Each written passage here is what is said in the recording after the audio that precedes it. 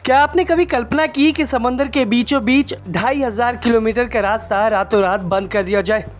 क्या आपने कभी सोचा कि ऐसी चेतावनी जारी की जाए जिसे देखकर दुनिया के सबसे शक्तिशाली देशों के रडार सिस्टम अचानक से अलर्ट पर आ जाए?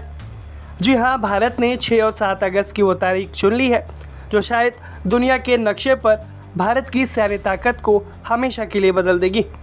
एक नहीं दो मेगा अनाउंसमेंट, बंगाल की खाड़ी से लेकर इंडोनेशिया के तटों तक और वहां से आर्कटिक के मुहाने तक भारत ने आसमान को सील कर दिया।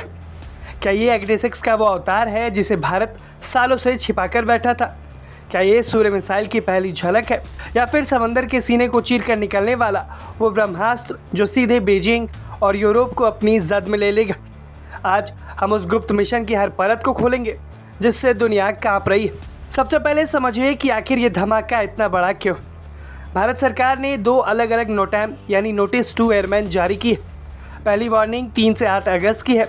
उसकी बात करें तो वो चांदीपुर ओडिशा के इंटीग्रेटेड टेस्ट रेंज से शुरू होती है। ये भारत की वो लैब है जहां मौत के सामान को परफेक्ट बनाया जाता है। इसकी रेंज 150 किलोमीटर है। 150 किलोमीटर के इस घेरे में परिंदा भी पर नहीं मार सकता। मुमकिन है कि भारत अपनी किसी नई क्रूज मिसाइल या टैक्टिकल वेपन का टेस्ट यहाँ पर करेगा। दूसरा नोटैम जो है वो 6 से 7 अगस्त का है और उसकी बात करें तो स्क्रीन पर नक्शे को देखिए।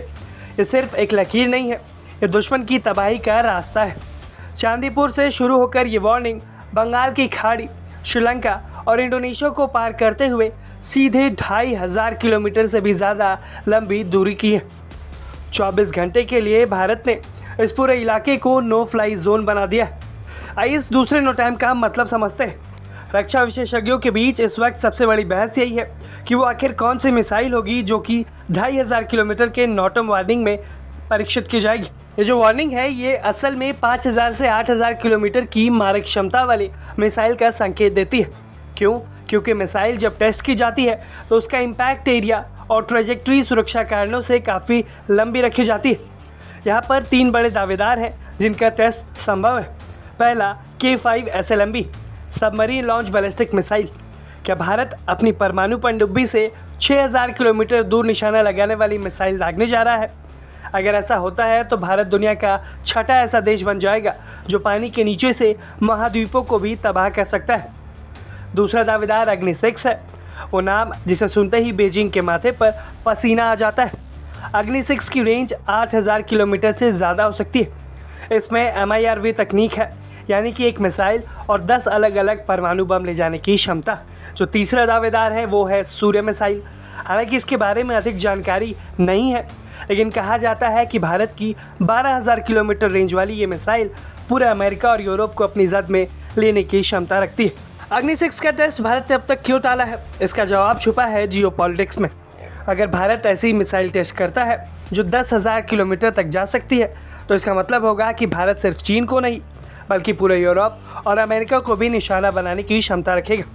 अब तक पश्चिमी देश भारत पर दबाव बनाते रहे हैं कि आप इतनी लंबी दूरी के हथियार क्यों बना रहे हैं, लेकिन साल 2026 का भारत अब अलग है। यूक्रेन और मिडिल ईस्ट के हालात को देखते हुए भारत ने सीखा है कि शांति तभी रहती है जब आपके हाथों में तलवार हो। क्या भारत ने अब वो डिप्लोमेटिक हिचक को त्याग दिया है? क्या अब हम दुनिया को बताने वाले हैं कि भारत की सीमाएं सिर्फ हिंद महासागर नहीं बल्कि हमारी मिसाइल पूरे ग्लोब पर राज कर सकती हैं? जब भी भारत कोई बड़ा टेस्ट करता है चीन के जासूसी जहाज हिंद महासागर में मंडराने लगते हैं। चीन को डर है कि अगर भारत ने अग्नि-6 या K5 को सफल बना लिया तो चीन का सेकेंड स्ट्राइक का घमंड टूट जाएगा। चीन की पूरी स्ट्रैटेजी भारत को हिमालय तक सीमित रखने की है, लेकिन भारत हिंद महासागर के इलाके में फिर एक बार अपनी शक्ति का प्रदर्शन कर रहा है। अब आसमान से प्रहार करने की भारत ने तैयारी कर ली है। 6 और 7 अगस्त की ये जो टेस्टिंग है वो चीन के साउथ चाइना सी वाले घमंड को सीधा जवाब है। चांदीपुर की उस मिट्टी में हमारे वैज्ञानिकों का पसीना और डॉक्टर कलाम का सपना बसा हुआ है। साल 2020 में ही अग्नि-6 का डिज़ाइन तैयार था। हमारे वैज्ञानिकों ने दिन रात एक करके इस मिसाइल को बनाया। ये सिर्फ लोहा और बारूद नहीं बल्कि 140 करोड़ भारतीयों का इंश्योरेंस है। इस टेस्ट के दौरान टेलीमेट्री शिप्स और रडार्स को पूरे हिंद महासागर में तैनात किया गया है। मिसाइल के हर सेकंड के हलचल को ट्रैक किया जाएगा। अगर ये टेस्ट सफल होता है तो भारत का नाम रक्षा जगत के अमर कोश में दर्ज हो जाएगा। खैर 6 और 7 अगस्त याद रखिए ये तारीख है जब चांदीपुर से वो अग्नि का गोला उठेगा तो उसकी गूंज 7 समंदर पार तक सुनाई देगी। ये टेस्ट सिर्फ हथियारों का नहीं बल्कि भारत के आत्मसम्मान का है।